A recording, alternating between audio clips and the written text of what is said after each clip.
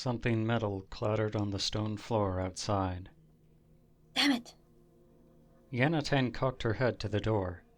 Hadn't she heard that voice before? She sniffed the air and smelled petrichor, similar to the stormy scent of magic, but gentler, less acrid. That surprised her. She'd encountered this scent a handful of times in her travels. If it was what she thought, then it, like her, had no business being here. The dragon considered investigating. If this hunch was wrong, it could be trouble. Even if she was right, there could still be trouble. Hell, especially if she was right. But she couldn't let something like this pass. Outside, metal scraped softly on stone. Hell, why not? Yanatan marked her page, then opened her door and poked her head out. There was the wizard's assistant, Saria, bent over a pile of metal candlesticks and staring back with eyes as wide as saucers. You want a hand? A silent moment passed between them. Just as Yanatan started to feel awkward, the girl finally answered. No. But by then, Yanatan had noticed the girl's inner forearm. It was streaked with odd silver lines, as if her skin were paint that had been chipped away to reveal them. Once she realized Yanatan had seen this, she hid her arm behind her back. Might as well. Looking up and down the hall, Yanatan saw they were alone. Listen, I know. I can smell it. The color drained from Saraya's face.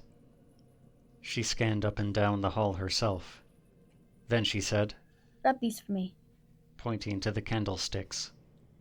Yanatan gathered them up under the crook of her arm before Saraya pushed her back into the room and pulled the door shut behind them. I can't stay long. But it seems we need to come to an understanding now. A small light welled up in the dark, first revealing Saraya's cupped hands around it, before it swelled to fill the room. She tossed it up into the air to drift up to the ceiling. Then she changed, her human appearance rippling away like a reflection in water. Underneath it, her eyes were large and luminous blue, her skin silver, and her hair a light brown. Knife-shaped ears stuck out from her curls, and a pair of feathery antennae laid flat against her forehead, just as Yanatan had suspected. Saraya was a fae. You're a long way from Violet Isle. She'd met all sorts in her old life, even a few fae who dared to enter the Dominion for one reason or another. And I look forward to going back, replied the fairy woman with a scowl. She wore thick leather gloves on her hands. The candlesticks must have been iron, something which didn't agree with fae. Rest assured, I'd not be here without good reason. Fair enough. You think I want to bloody be here? The sad thing was that Onyx probably would have suited Yanatan just fine, if not for its current rulers. What's your reason? The fae took a deep breath. My name is Sinead. Just over a year ago, my brother Ewan went missing from the Isle. He left me a letter to say goodbye first. However, he didn't say where he's going, or why. It's clear he didn't want anyone following him. But I've worked out that he may have come to the Onyx. Yanatan raised her brow. Any idea why he left? The fair folk were a secretive people, usually keeping to the dark, dry confines of their underground cities. She couldn't imagine one would willingly come to a swamp. Sinead shook her head with a tight frown. If I knew, I'd have said already. What I know is this. When I first arrived, I lived among the Onyxide to try and find some sign of Ewan. For weeks, I found nothing. Until I overheard rumors that an Onyxide from another village had disappeared after suddenly going out into the swamp. No one had the faintest what happened. A few went out to look, but found nothing. I'm sorry. Don't say that yet. Sinead locked onto her with those intensely bright eyes. Despite how this looks, Ewan isn't a fool.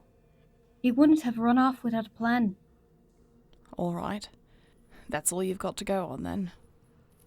Sinead hissed a long, frustrated sigh as she brushed her unruly hair from her eyes. It's the only lead for now, yes. It's not much, I know that.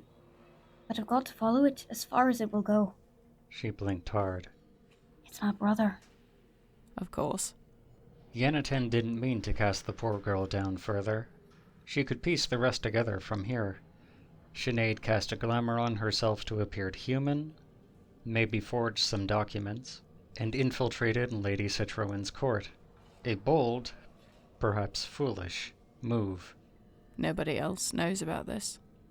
Sinead knitted her fine brow. If anyone else knew, I doubt I'd be speaking to you now. I'd hoped you wouldn't approach me like this.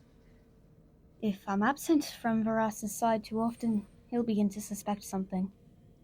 If it's discovered that I'm spending that time with you, they'll know something is amiss. The less we're around each other, the easier it will be for both of us. Makes sense. Admittedly, the idea of not being the only non-human in Citroen's court comforted Yanatan a little. But since I know, maybe I can help. Be your eyes on the ground. I know. That's why I'm telling you. But I need you to promise that I can trust you. For such a dainty creature, Sinead's stare was as intense as the desert sun.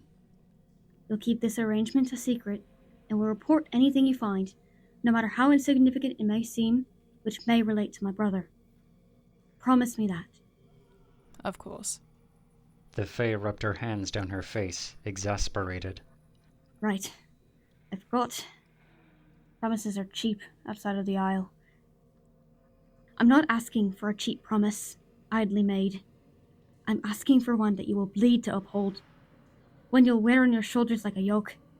Your bones are to break before this promise does. Do you understand? I do.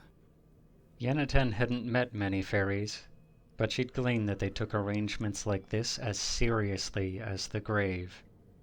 I've lost family too. I won't pretend like it was all the same, or that I understand exactly where you are now.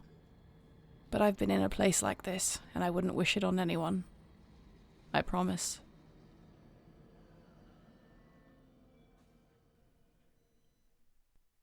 This has been an excerpt from my upcoming self-published novel, Onyx Crown Book 2, Where Eels Sleep. The book is currently slated for a tentative release of October 20th, 2023. You can find the first book, Driftwood Empire, on Amazon, available on Kindle and paperback.